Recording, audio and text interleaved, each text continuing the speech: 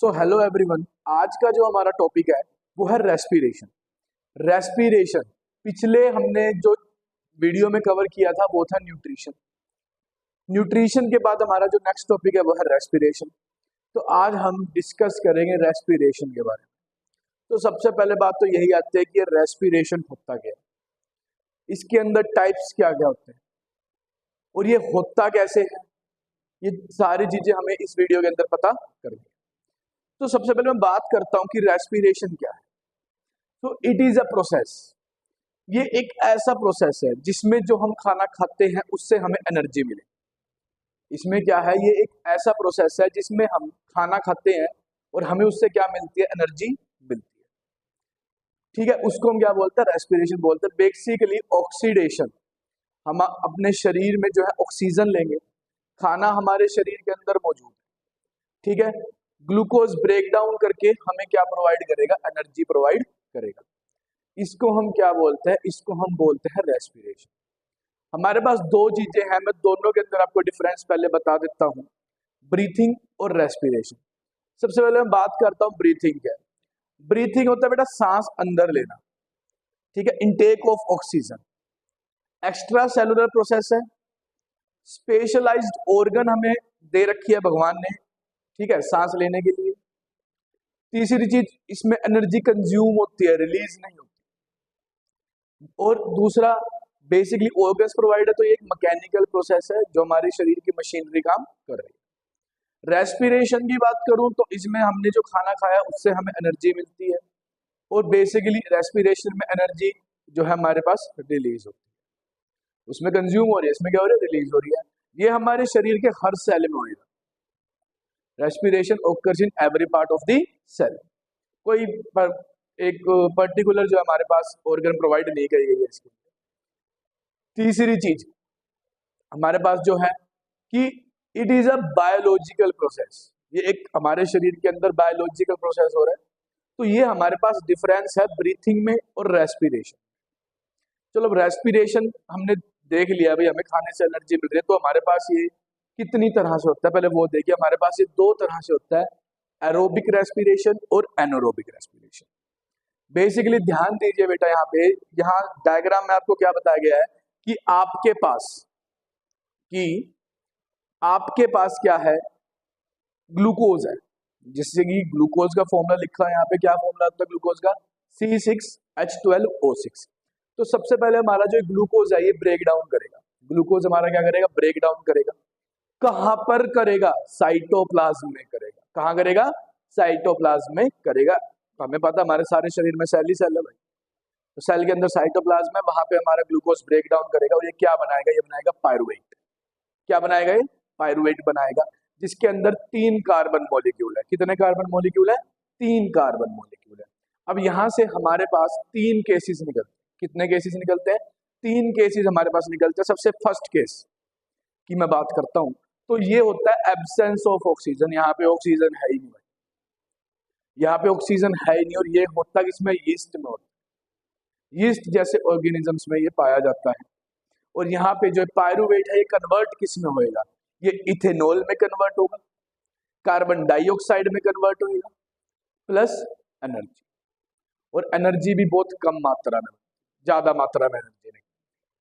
सबसे पहली बात, ग्लूकोज था 6 carbon molecule, convert to a pyruvate में which is 3 carbon molecule, and after then it will be converted in ethanol, carbon dioxide and energy in the absence of oxygen। किसकी absence में है, oxygen की absence में, yeast में होता है। Second case आता है कि ऑक्सीजन लैक कर रहा है, लैक ऑफ ऑक्सीजन, ऑक्सीजन की कमी है, बिल्कुल खत्म नहीं है, ऑक्सीजन की कमी है। ये कहाँ होएगा, हमारे मसल सेल्स में होएगा। कहाँ होएगा, हमारे मसल सेल्स में होएगा। और ये क्या बनाएगा, लैक्टिक एसिड बनाएगा प्लस एनर्जी बनाएगा।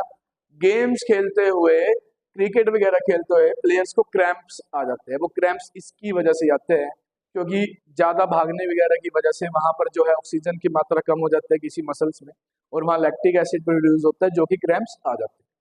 ठीक है, तो ये हो रहा है lack of oxygen, muscle cells में होएगा। और ये क्या कर रहा है, ये लैक्टिक एसिड प्लस एनर्जी बना रहा है। तीसरा केस जो हम लोग करते हैं, कौन सा, एरोबिक रेस्पिरेशन। एरोबिक रेस्पिरेशन में क्या है, ये होता कहाँ पे, ये हमारे शरीर में सेल में माइटोकॉन्ड्रिया में होता है। किसमें होता है, ये माइटोकॉन्ड्रिया में पाया जाता है। और ये क्या करता है, ये हमारे पास तीन चीजें बनाता है। कौन कौन सी, carbon dioxide, water plus energy. यहाँ पे जो एनर्जी बन रही है बहुत ज्यादा मात्रा में बन रही है as compare to anaerobic respiration.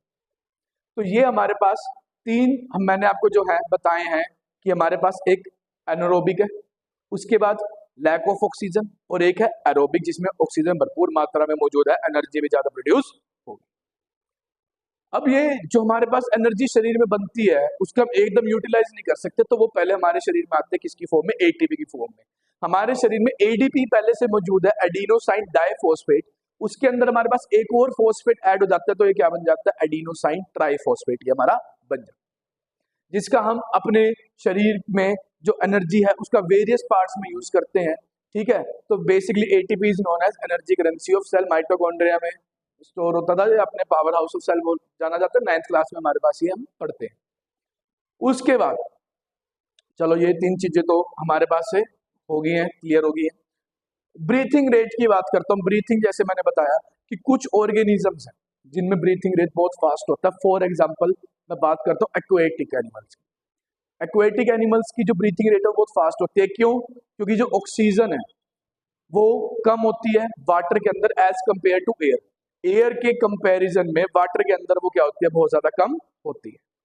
ठीक है, इसलिए उनको फास्ट फास्ट फास्ट फास्ट जो है सांस लेना पड़ता है।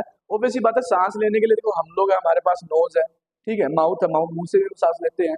फिश के पास गिल्स है, ठीक है। तो एक जो हमारे पास जो है ब्रीथिंग ऑर्गन जो है अलग से मौजूद हमारे पास होती है।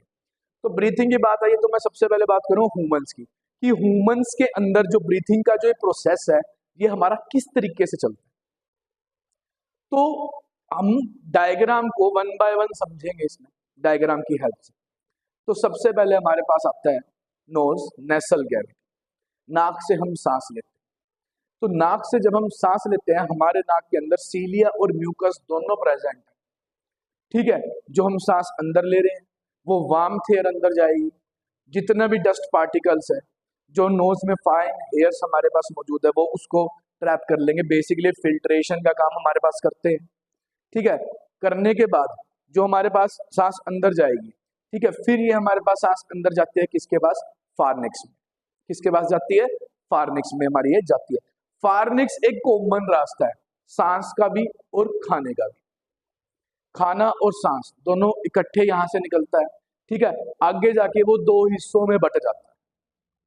फार्निक्स में दो हिस्सों में चीजें बट जाती है, एक रास्ता अलग निकलता है, दूसरा रास्ता अलग निकलता है। जो एक रास्ता हमने पढ़ रखा है जिसको हम क्या बोलते हैं, फूड पाइप बोलते हैं, जिसको हम क्या बोलते हैं, ओसोफेगस बोलते हैं।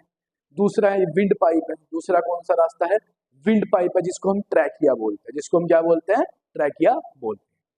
तो अब खाना जो है अलग पाइप में गया और जो हमारे पास एयर है वो अलग पाइप में गई। तो जो ये हमारे पास एयर है जो हमारे पास दूसरे पाइप में जा रही है, आप लोगों ने एक चीज नोटिस की होगी, कभी कभार आप तेज पानी पीते हैं या फिर एकदम फास्ट फास्ट खाते हैं तो हम एकदम जो है कफ खांसी होना शुरू हो जाता है, आंखों में से पानी आता है। वो कैसे है, क्योंकि वो जो खाना वगैरह है ना, वो जो पानी है वो सांस की नली यानी कि विंड पाइप में चला जाता है, ठीक है, जिसकी वजह से ऐसा होता है। लेकिन अब सीन क्या है कि जो विंड पाइप है ना, ठीक है, और जो हमारी ये फूड पाइप है, इस विंड पाइप के ऊपर ना एक फ्लैप होता है, ठीक है। क्या होता है, एक फ्लैप होता है जिसको हम क्या बोलते हैं, एपिग्लोटिस बोलते हैं। एपिग्लोटिस का क्या मतलब है कि अगर हमारे पास खाना आ रहा है ना, खाना अंदर जा रहा है तो फ्लैप करके विंड पाइप को कवर कर देता है, ठीक है, जिसकी वजह से खाना वहां नहीं जाएगा, ओसोफेगस में जाएगा। एपिग्लोटिस हम इसको बोलते हैं।